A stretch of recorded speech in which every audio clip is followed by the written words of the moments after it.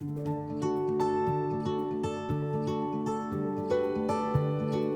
congratulations. CES, wow, you did it. You went virtual this year. Can you talk to us a little bit about the decision making behind taking it virtual and what you went through to make that decision?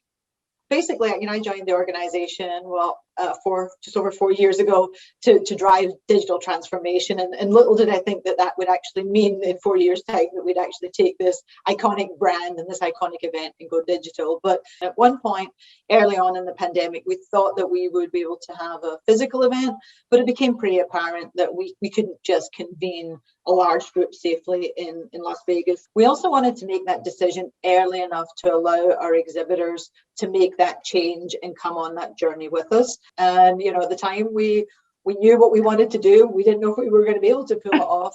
So it was a big decision, but it was the right decision for the organization.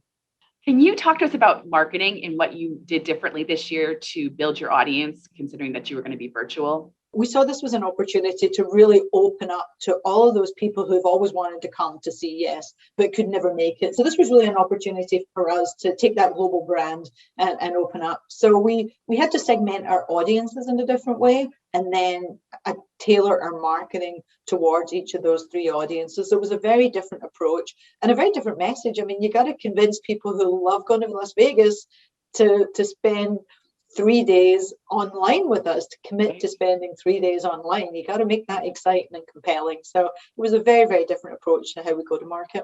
So let's talk a little bit about lessons learned. So obviously this was your first time doing it fully virtual. You talked a little bit about doing a hybrid next year. Can you fill us in a little bit about what you're thinking for next year and kind of some of the lessons you learned this year? Yeah, so the key lesson for us this year, and we worked on this going into the show, is you can't just take a physical show and put it online and hope for the best. You have to really change your mindset that this is a broadcast experience. So there's aspects of the show that we want to continue, and there's some other aspects that we say, okay, how do we make that adaptation so that we can do that hybrid show? Last thing I wanted to know is to talk a little bit about member value. And so how do you kind of think of CES when it comes to member value, and how important is that to your members? If you think about what our reason for being is the Consumer Technology Association. We're a member organization, so we are here to serve our members, and CES is a platform to bring that industry together.